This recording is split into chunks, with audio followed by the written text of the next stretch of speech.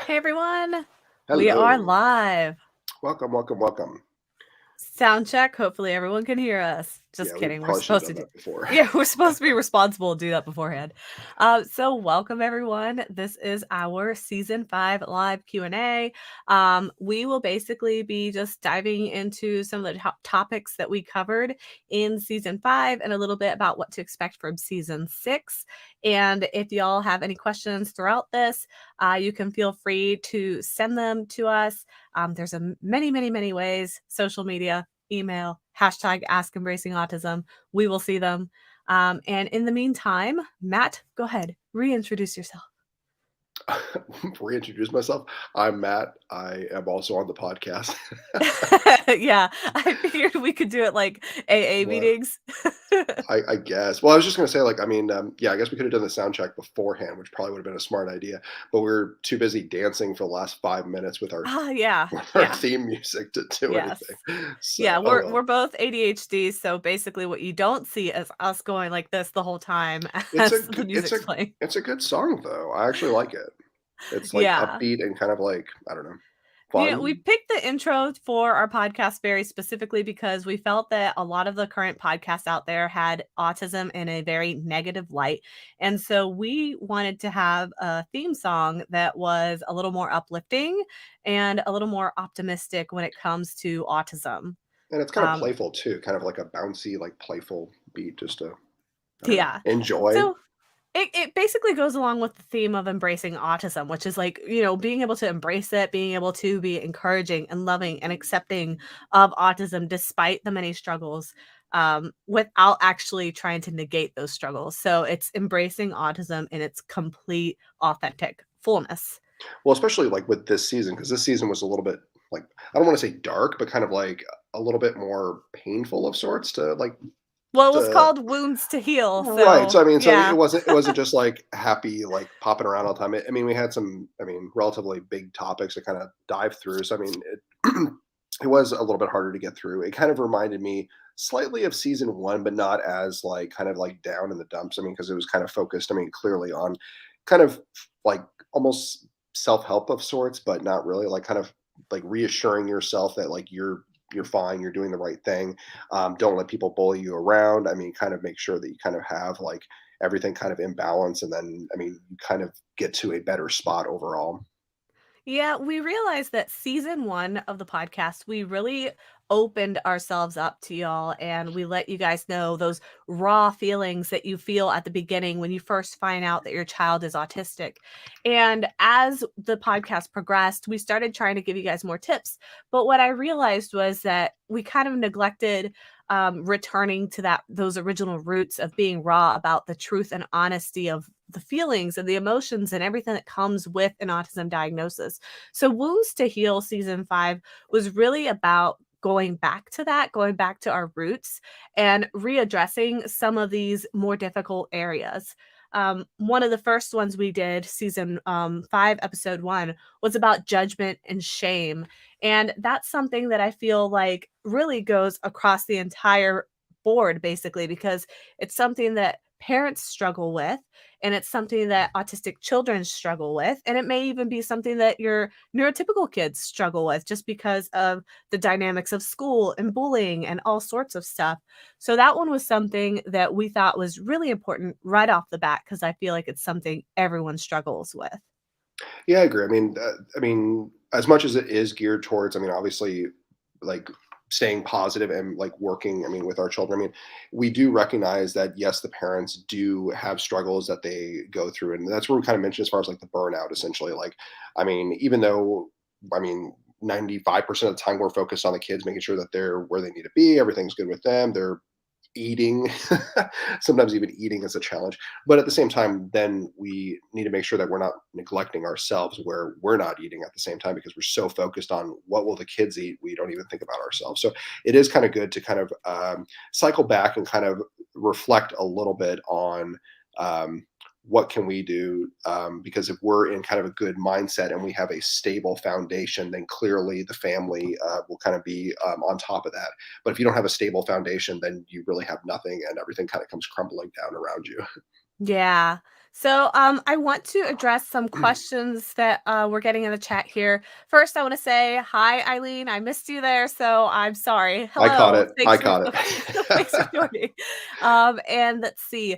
Why are we in different rooms? We're in different rooms because after recording 5 Oh, that's what. seasons Okay. together with my spouse, I got sick of his voice. I'm just kidding.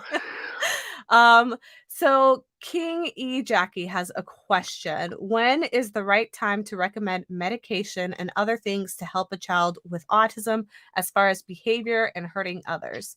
So I think that that kind of depends on what those medications are. Of course, I would definitely always say refer to your doctor because we are not medical professionals. But I will say with things, for example, with like ADHD medication, which is something that my family grew up with intimately because we're all ADHD. I would say with those, they tend to make you wait a little bit longer when they're a little bit older because the studies aren't quite out there yet that show how these medications can impact a developing child's brain. So a lot of times they will basically refrain until they're a little bit older to do that. But again, always refer to your doctor. In terms of specific medications for that, I'm not really sure which ones, other than the ones that are associated with ADHD. They might do some sort of like psychotropic one or something like that. Or an anxiolytic or something. But honestly, depending on what it is, most of those work in the brain. Most of those, my neuroscience nerd is going to come out. There's the blood-brain barrier, and essentially, whenever there's medications that impact behavior, usually it passes through the blood-brain barrier, which means those typically are not given to kids who are younger because they don't know those impacts yet. So I don't know how old your child is. So depending on what age they are, if they're closer to their teenage years, they might be more likely or able to do something like that. If they're on the younger end, like if they're 3, 4, 5, they probably will not prescribe something yet at that age. But your best bet would be to do more behavioral type style therapies.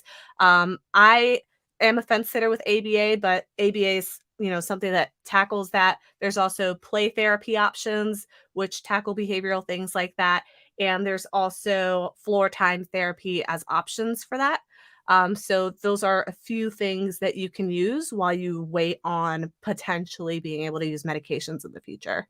And sometimes we do run in that into that as far as like the hurting others with our kids as well. So I mean, our oldest will bite our youngest, or sometimes our youngest bites our oldest. So I mean, sometimes we do contend with that as well. So for us, I mean, we haven't done or looked into as far as any medication, but we've kind of done a number of like social stories, and we've even found like little songs where it's basically you don't bite your friends, so like little things like that, and we keep reinforcing that. I mean, obviously we don't bite our friends or family or anything like that. So, I mean, it's an ongoing struggle, but I mean, that's kind of where we're at a little bit. And Eileen, we're in different rooms because we noticed that there is a crazy echo when we're in the same room and we're both using our own separate laptops.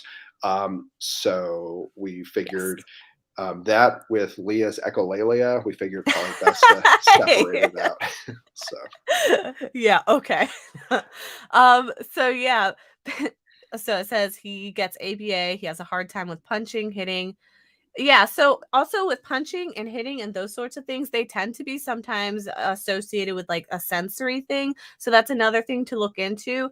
They do this in ABA, but honestly, we just do this on our own because we never did ABA. And what you do is you essentially try to observe the behavior of your child when it's leading up to that sort of event. So if you're observing your child and you're able to consciously be more aware of like, make sure you're consciously and proactively observing your child even when this isn't happening for moments to see what might be triggering that event. Sometimes you will pick up a pattern. So like for example, our youngest daughter, the one who tends to be kind of like, I would call it maybe selective mutism at this point. yeah, When she loses her words, she starts reenacting things like gesturing. What would you call that? Kind of like charades. a little bit. It's Yeah. she'll make sounds, but she won't use any words. So It's if like she gets to the point, grunting. right, if she hits the point of like frustration, then she loses her ability to speak, and then it's basically just her kind of whining or making just random little sounds, and then from there we have to kind of guess essentially what she's trying to do if we weren't in the room to try and observe what was going on prior. So that's kind of what we've experienced with her a little bit. Yeah, so it's what Jasiah is saying here. She said for her son, she learned that his aggression behavior was because he was trying to communicate a need. So that is often the case. It's either that they're trying to communicate a need, or it may be something like they are having a sensory overload issue.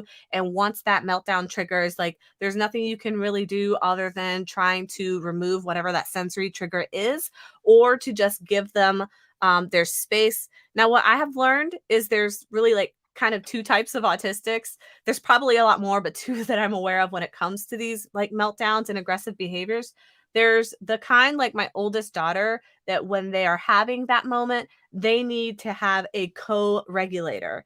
So a lot of times what you will see schools and other people do is they'll put them in like seclusion, or they'll put them basically somewhere in isolation to help them cool down on their own. Now, that works for some people if it's like a sensory room and that, stuff is soothing.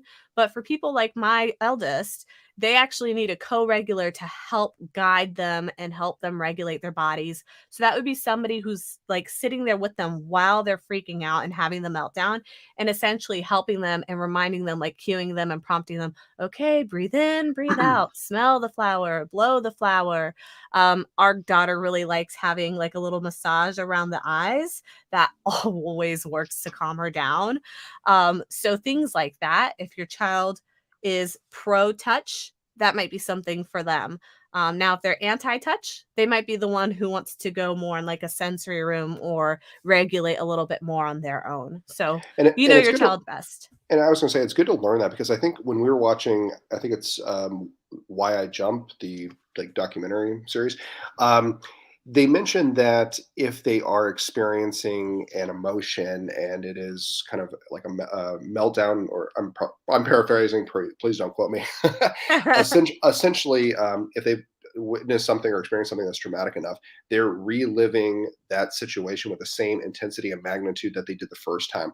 So in the case of like a meltdown, if we are assuming that they are reliving whatever happened with the same intensity and magnitude, it might be difficult to kind of expect them to basically resolve it on their own self-soothing. So like you mentioned with our oldest, generally I ask her how many candles are on the birthday cakes or her birthday cake. So she'll say like 4. And then I have her help me blow out the candles, and I have her count down as she blows out each candle all the way to 0.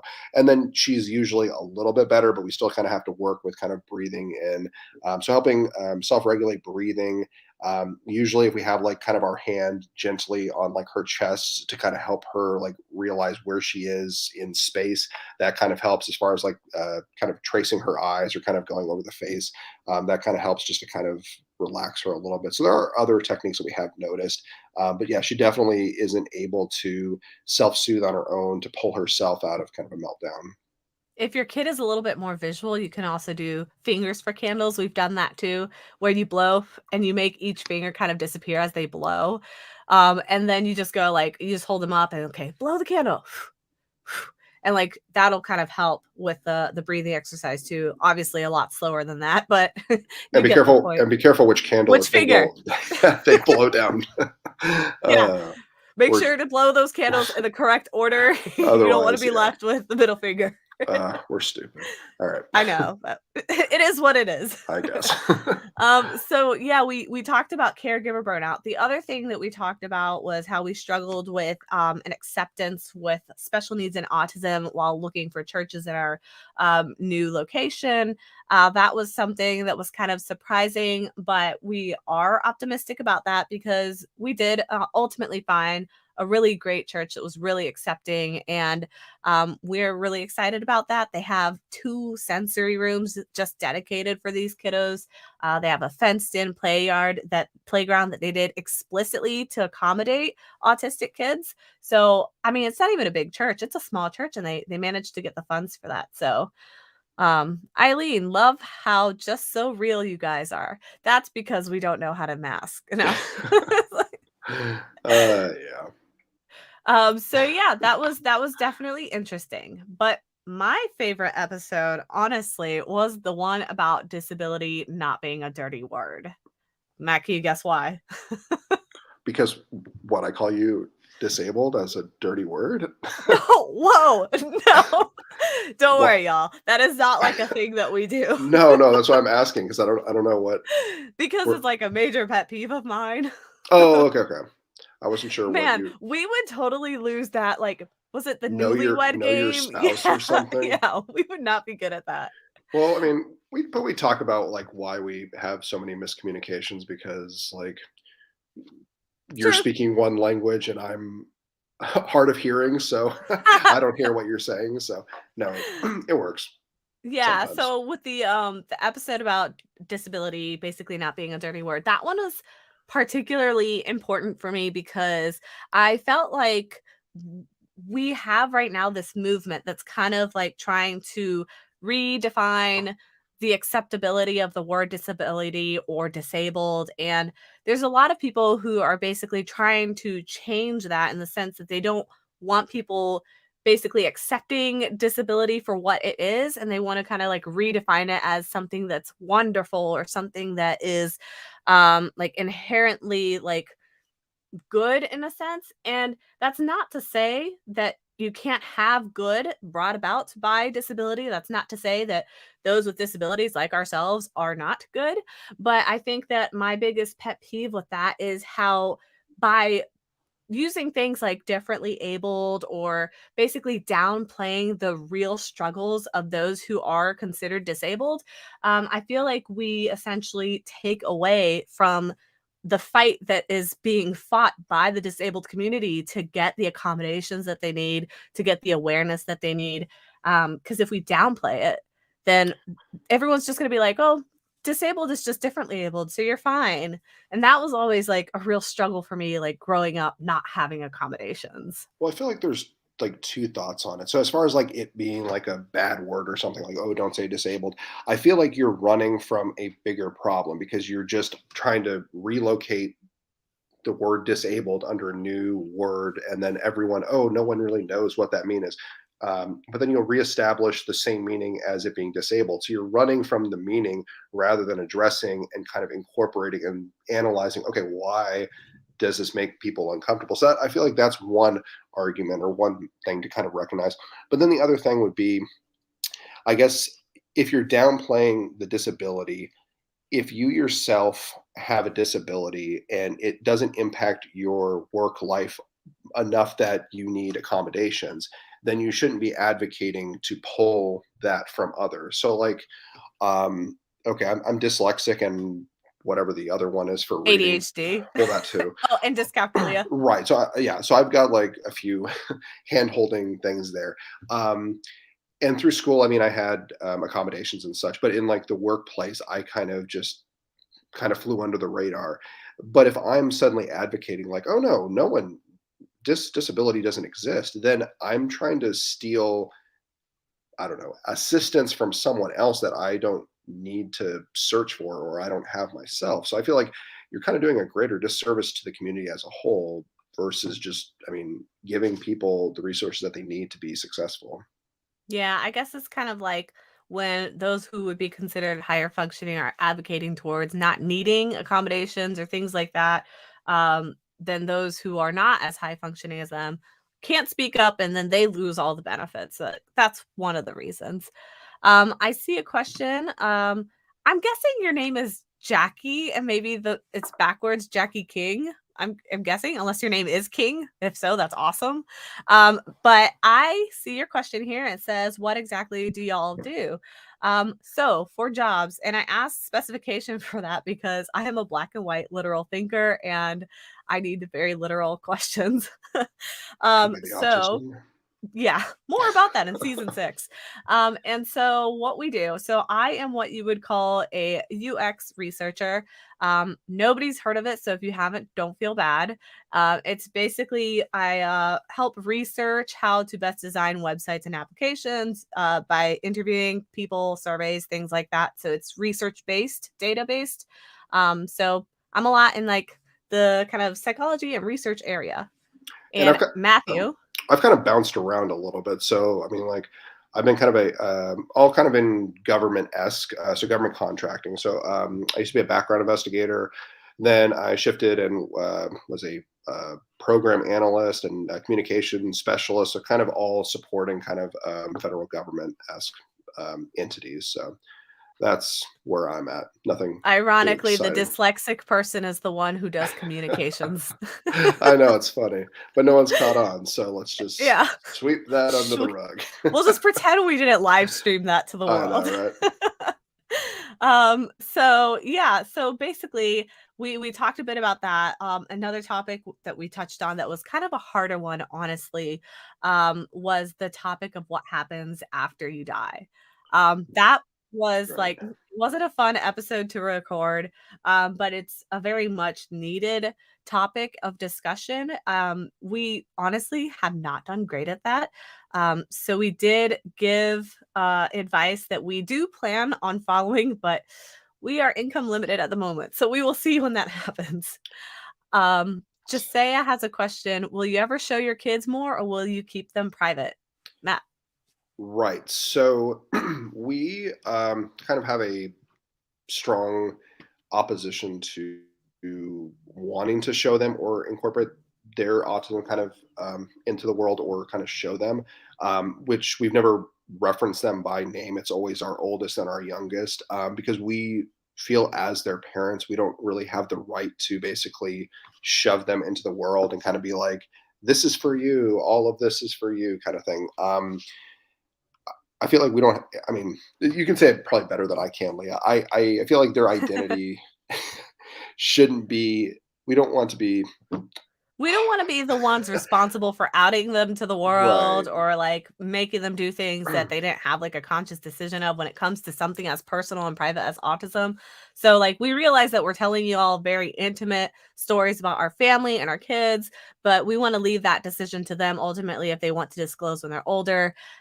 We do put them with audio at times because I assume when they're older, they're not going to sound the same way. So they can't be identified by their child voice. We do on our website have a family photo. I think of what was it When they like were, like, early newborn. on? Yeah, like Yeah, I that's think pretty much all y'all get. I think it was We like a do one and a put newborn. pictures of their feet and their hands on social media. You will get lovely hand models and foot models. But we are not opposed to having future audio-only episodes with them on it, in terms of audio. I think that some things are helpful, like when we did that one episode where we had them on, it just so happened that our youngest had one of the behaviors that we had spoken about with the difficulty in communication. And it happened like live while we were recording. So that was kind of well timed for us to be able to explain that situation and how we would approach it. So in that situation, it was actually really beneficial. I'm open to doing that again in the future, but we want to be like really cautious of how we approach that to just make sure that our kids' privacy is held. The other part of that is we have some very borderline viewpoints in terms of, things that could essentially make the autism community online not super happy because of our stances on things like ABA and things like that. So we don't want their identities out there for that reason either, just in case. We just want to protect them as best as possible in anticipation. Yeah, not to So mention long-winded answer. when we do have them on, it would probably have to be pre-recorded because we have no idea what will happen.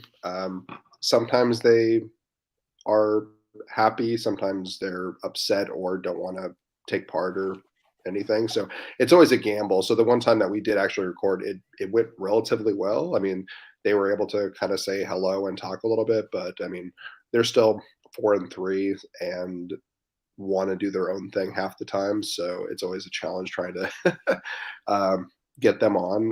Plus, they're also terrified to wear headphones in the recording. So that's another thing that makes it fun and challenging. So My goal is to get the oldest one to sing on mic at some point. She loves singing. She sings Moana and all these things. And since she's a great scripter, she knows all the lyrics. So one of these days, I'll try to record that, maybe play a clip on the podcast. We have a question here from Grace Margaret. My son is 3 and showing signs of being ready for potty training. Any tips?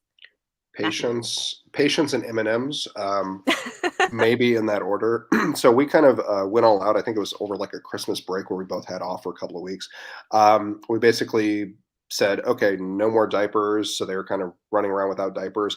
And then every, what would you say, half hour, 20 minutes or so, we'd kind of put them on the potty to see if they actually had to go. If they did, obviously we would give them M&Ms, and they really got into that because they love M&Ms. And we're not a huge like candy family, I would say. So Yeah.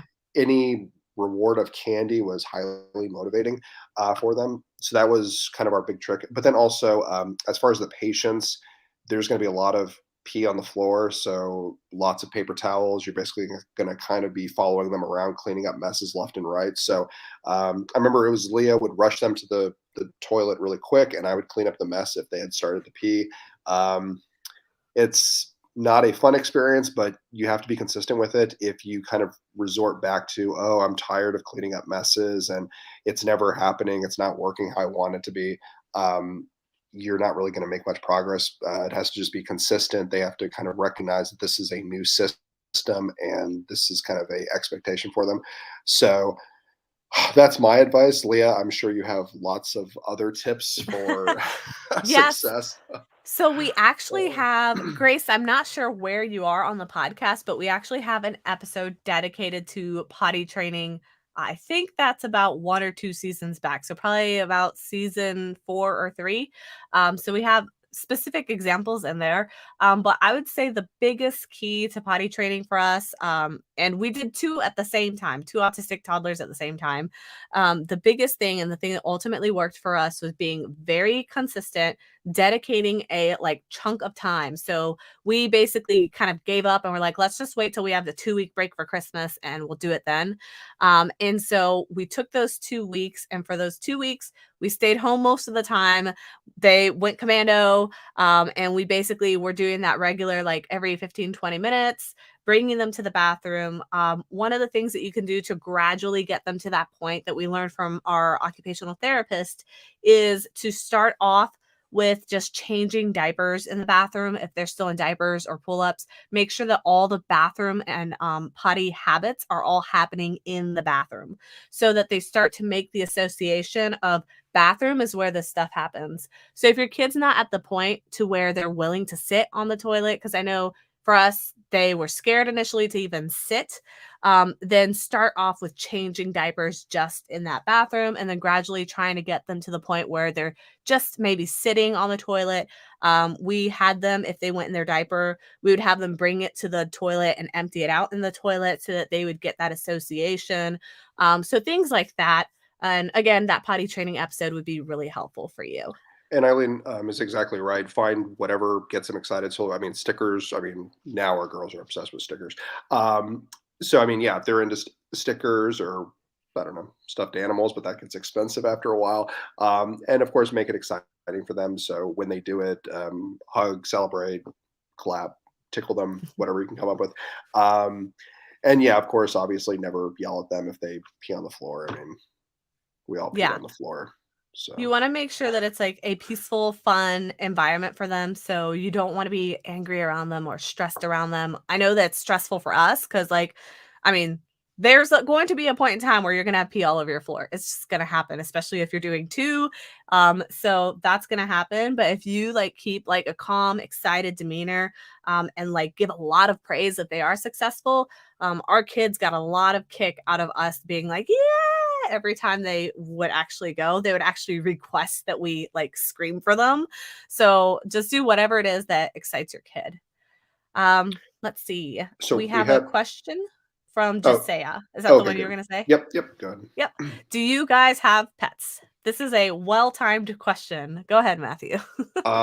So yes, no, we don't have pets. We are looking into in the near future. We're coming around to terms with that. Leah wants one of those small dogs that A don't have any. Yorkie. Oh my gosh! If it's under 20 pounds, it's not a dog; it's a cat. And cats are no good. Well, actually, I wanted to get a cat because our youngest is obsessed with white cats, and we went to the pet store, and there were 2 adorable ones. Would you not say that they were adorable, Leah? I don't like cats. So I was trying to trick Leah into getting the cat. She didn't go for it. We are playing with the idea of possibly a bunny. Yes, maybe. Yes. So we found out that the classroom that our girls go to actually has a class bunny as like a pet. And apparently the teachers made a lot of progress because our girls are like scared of a lot of animals, especially dogs. It doesn't even matter if they're small dogs, they're scared of them. So they've been having kind of like this like therapy pet that's like a bunny in the class. And it's taken them a week, but now they apparently love the bunny. So we are thinking of potentially getting them a bunny because it seems like less work. Because, two autistic kids is already a lot of work. Well, Don't know that I want a difficult pet. well, the challenge too is as far as for the dogs. So our oldest is terrified of dogs, and our youngest seeks them out and tries to find them. So we're kind of in that. Okay, who's going to be upset? Is it going to be the oldest or the youngest? So we're kind of in a weird place right now. But I don't know. At some point, we will probably get a dog. It's just we might need the oldest to kind of come to terms with her fear and mastery of dogs and not being terrified, and then maybe we can look into considering that. But we also don't want to traumatize her for the rest of her life. We're still holding off as long as possible for that one. So let's see. Eileen, does the teacher let you take the pet home? No, no, they don't. It's a class. It's a self-contained class with a bunch of special needs children that have really high needs. So, they probably those parents are probably like, please, God, do not send me this rabbit home. And then just say, bunnies are so much work. Yeah, I don't know anything about bunnies. We might rethink it. I don't know. We'll have to look into it and see what is we want an easy animal that's like autism friendly, but we don't want it to be too small, like a mouse or a gerbil, because our kids don't We'll have that probably sense of awareness with like strangle squeezing and them. stuff. Yeah. Yeah, so we need something that's like a little bit bigger so that they can be like more gentle with it, I guess. Yeah, if we did get a hamster, it'd kind of be like, I think of Coco It would Melon. not be alive the It'd next be day. like, well, because yeah, our youngest is obsessed with Coco Melon and Jelly Bean from Coco Melon, so she would probably try and love that thing a little too hard, and Yeah. might not go Yeah. well. So we'll have to look into other things. Fish, fish. That'll be our next pet. Fish, yeah. Fish. Oh man. So let's see. Back to the podcast. So one of the things we want to do before we basically keep going here is I want to mention to y'all, we did have now a sponsorship with Lucky Kid. I'm not sure if you guys are aware of them, but they are they're a family-led company and business, and they are created by parents that I believe they originally lived in Japan, and they had an autistic kid, and they found that there was basically no resources for them over there. So they moved to the United States and they created this company. And this company basically specializes in like sensory things for kids. And we have like a whole bunch of stuff that we use for them that has been really awesome. And we got a discount code for y'all. So I wanted to share that with you guys in case you are interested or looking for anything. That code is Autism Wish. Oh, it's actually Autism Wish 15. So that's actually not correct. Let me correct that for you. But basically, it's luckykid.com. And if you go on there and use code Autism Wish 15, you should get 15% off of your order. And again, really cool stuff if you're looking for any sort of like sensory things. Christmas is around the corner. Just thought I would mention that. Back to season 6 now. It's Unless y'all about have questions for Leah. season 5, feel free to continue to mention them. I'm just gonna fast forward through the rest of season 5, but basically we went through that process of like the loneliness and social isolation that happens with an autism diagnosis, or when you get that parent shaming, feeling like a bad parent, when you're kind of just feeling that parent guilt. I feel like that's something that a lot of people go through but don't talk about because again it's associated with shame and things like that. So we thought that it was important to be really real about that. And one of our pet peeves was also about when other people don't accept your child's diagnosis. I know, Matt, for you, that was particularly hard on your side of the family compared to mine. Yeah, that's true. I think because no one had really come into contact with that. I mean, I have a cousin that is autistic, but other than that, that was basically all I knew or we knew about it. So I think, and even still, I think there are some things that they still don't realize. Potential obstacles or limitations that our girls have. So they don't understand, like, oh, why don't you just fly out and visit us on vacation over here? And it's like, well, because of a plane. And we have our challenges with escalators and Elevators. elevators. So I can imagine as soon as we're sitting on the tarmac in an airplane, if there's a meltdown and we can't do a single thing except hope that the flight they get tired and fall asleep on the flight, because there's nothing we can do for 3 hours or however long the flight is. So I think there's limitations that some of the family don't realize, and they just kind of are like, oh, they'll fall asleep and they'll be fine. And it's like, they might, or it might be the longest 3 hours that of their life. So Yeah, and the yeah. other thing is, like, when we drive just to school, we're right now kind of in a slightly hilly, close to the mountains area. Mm. If the road just slightly goes up and down, they're not comfortable with that, especially the oldest one. Like, she'll tell us to slow down or no hills, things like that. So Uh, flying is not really an option for us. to be We can't even get fair, across the street. she has a good point, because we're always running late for school, and more often than not, I'm always speeding to school. Are you confessing to a crime on a live stream? Well, not in the school zone. In the school zone, I am very good, 20 miles an hour, smooth. But before that, I am just gunning it. So when she's like, slow down, I'm like, oh, that's probably fair. You probably Ugh, see the you speed from the just back of confessed. You just confessed a crime and then used the phrase gunning it. We're gonna be in trouble. it. We're good. All is well. Yeah. So yeah, basically that's been how that's been going for us. So yeah, season 6. So if you listen to season 5, I'm not sure where y'all are in the podcast, but season 5, the very end, we ended it with an episode where I basically came out and let everyone know that I had received my official autism diagnosis in the past year. It's something that we knew for a while we were recording, but I wanted to go through that whole process of like understanding and like, getting a better sense of like myself and what this means before we talked about it in the podcast. So we finally decided that it's time. We thought that it would be particularly helpful after Wounds to Heal because that season was a little bit of a downer. And we wanted to give you guys a little bit of like hope and a little bit of insight because I am able to share with you some of the ways that I experience like sensory overload and things like that. Some things that have worked for me, some ways that has made me closer to my children and more able to understand where they're coming from with certain things. And so I'm gonna try this season to dedicate this time to try to give you guys the tips and tools that you need to at least get a better understanding of what your child might be experiencing. Every autistic person's different, but there's certain things that I think I could probably shed some insight in. And so that is what season 6 will be about.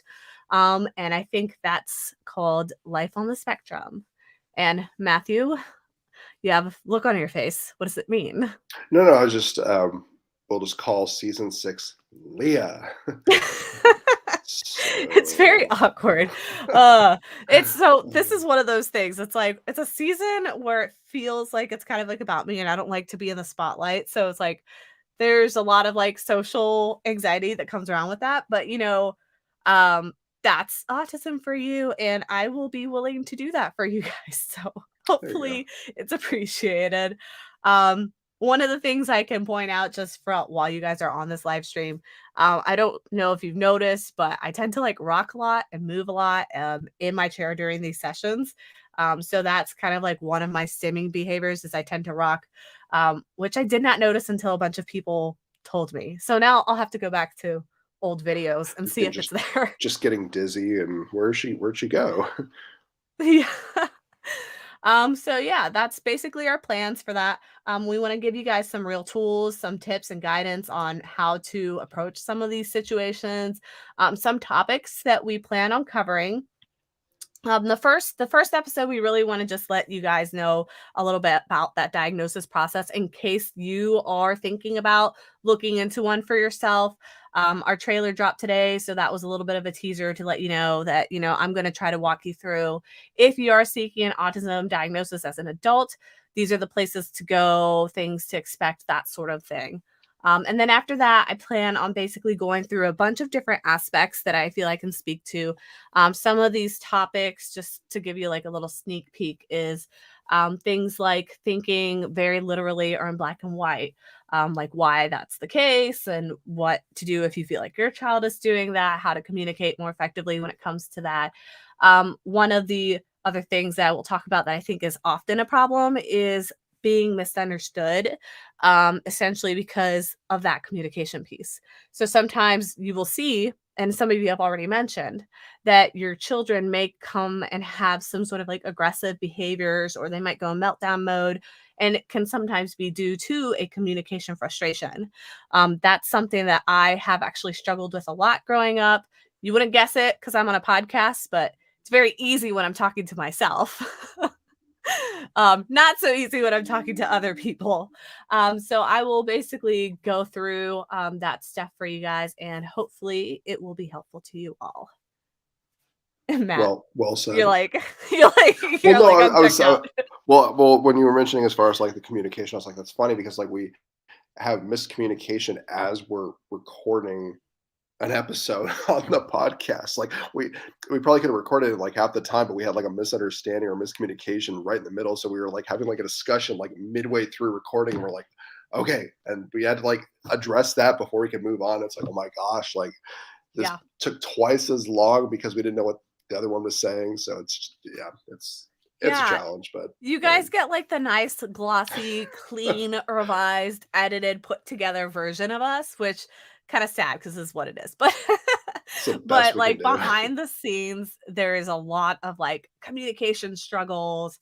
And for those who are potentially looking for a diagnosis or think you might yourself be autistic and you are in a relationship, we'll hopefully shed some insight on how that works in our relationship and things that we've done to try to improve our communication. But honestly, I think a lot of it will help with improving communication with your own child. So that's one of the things that we're going to work on. I will also talk a little bit about my experience with I don't know that I would call it selective mutism. I don't think it's to that point, but I definitely have always struggled with moments where, what do I call it? Like a fritz out? Like my brain like fritzes. Yeah, we're gonna call it flashy thunderlight. Yeah, that's a great example. So like I will lose my words very frequently. I have like a auditory processing issue, but also like a language processing issue. So I will know what I want to say, but I can't get my brain to connect to my tongue and get that word out. So I will kind of like desperately seek something to describe it. So Matt's talking about when we were talking about lightning, I couldn't think of the word lightning. So I said flashy thunderlight. Got the point across though. Wet ice? Yeah. Wet ice. Is that supposed to be water? Okay. We got it. Yeah, we're there. Yeah, so I'll give some insight as to like what that feels like and stuff, because I anticipate that when my daughter, for example, is going through those struggles where she is not able to communicate what she wants to say, and she starts kind of like gesturing and reenacting with her hands what she means, like she'll go like this if she means write or pencil. I feel like she's probably honestly going through what I go through when I have those like fritz outs. And I'm going to kind of share that with you guys to hopefully help you understand those moments a little bit. Another topic that we will be covering is basically some on executive dysfunction. I had done a talk about this in a conference previously. That's yet another checkbox in my neurodiversity brain. So we will talk a little bit about that and a whole bunch of other stuff. But that's basically a little bit of a teaser of what's coming up. And I want to remind you guys that if you have questions or topics that you want us to cover, we're always open. You can always send us an email at podcast@autismwish.org. And we always go through those emails, and we do take those into consideration when we're planning future seasons. So feel free to reach out to us. And then let's see, Eileen says, I've been like that since I had a My mini too, missing some words and can't remember the words.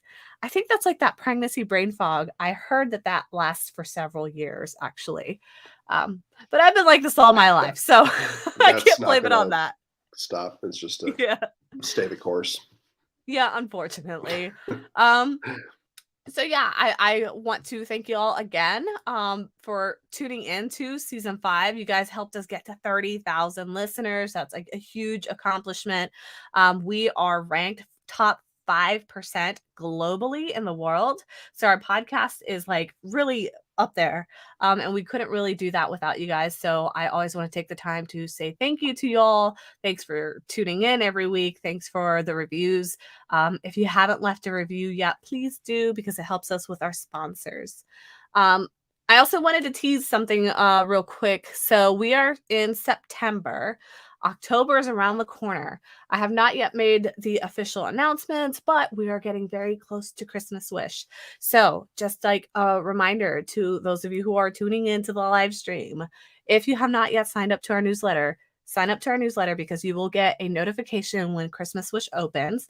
Christmas Wish is our annual gifting event that we do. So we try to hook up autistic kiddos with sponsors and get you guys a gift for Christmas.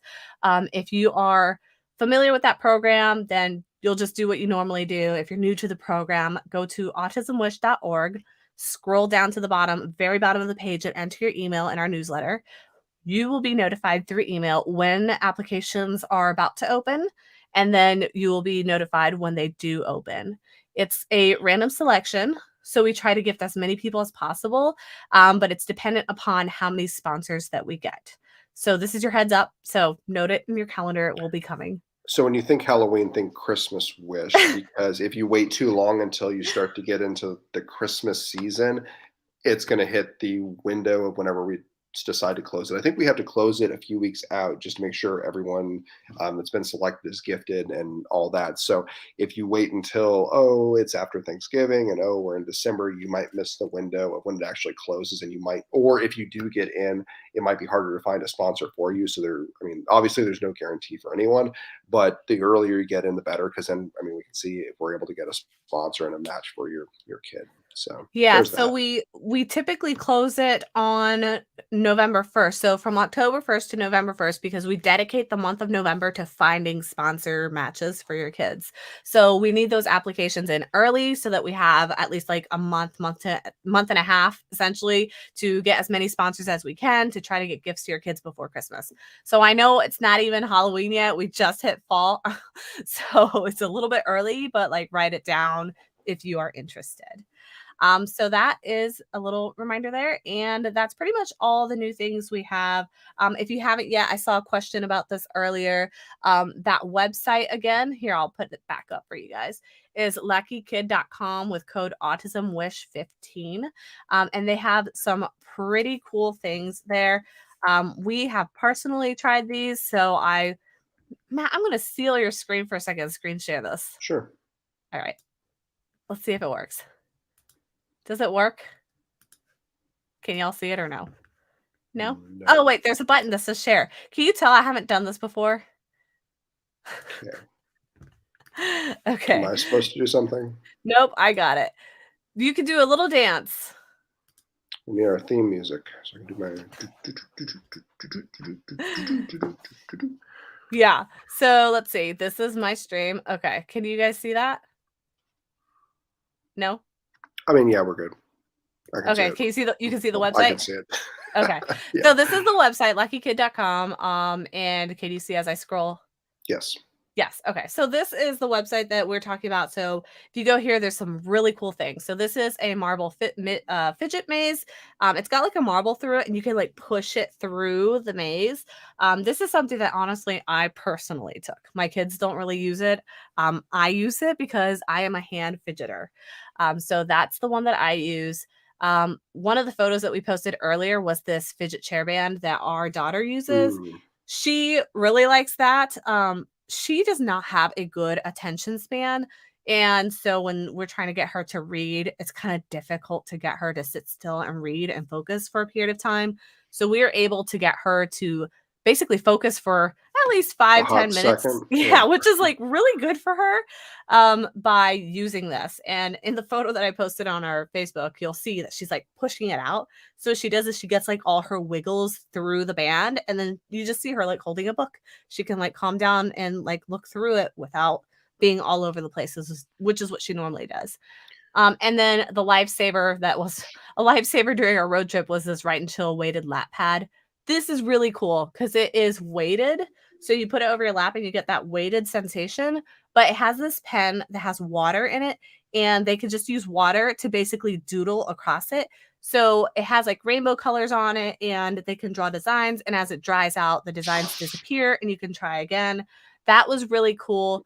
I'm going to stop screen share now, but that was really cool because we basically were able to have them entertain on our road trip, and they're able to get like sensory feedback on their lap the whole time. It really calmed them down. But the best part is it's No not mess. messy. So that one's personally my favorite one. It's like mess free. And all you need is water. So like you can bring a water bottle with you on a road trip and like refill it. That's what we did. So that's for y'all. And that is all we have today. Are there any more questions before let's see. Does the website only work on certain search engines? I don't believe so. I've used it on Chrome and Safari. Are you having trouble getting to it? I would avoid Internet Explorer, but that's just... Yeah, that one doesn't exist anymore, I don't think. Right. Yeah. Yeah. So if you have any problems getting to it, you can just send us a message off here and we'll try to help you out. But those were like my favorite. I haven't really explored the rest of the other things that they have, but those like 3 things were like my favorite, most useful ones. Okay, let's see. Any other questions? I think we've got them all, right? Yeah, I think so. Okay, awesome. So I think we will wrap up then. All right. Thank you, everybody. This has been awesome. I appreciate you guys coming and asking all your questions. Season 6, Life on the Spectrum, starts next Friday. It should be available as early as 5 a.m. Eastern time. And we will see you then. We will keep you all posted if you're in the email newsletter. And then we'll do another live stream after that season. So until then, Matthew, I will. See you later. See you later. See This is a song our toddler sings later. All the time. That's how she says goodbye. Thanks to prodigies. There you go. All right. Thanks, everyone. See ya. All right. Bye. Bye.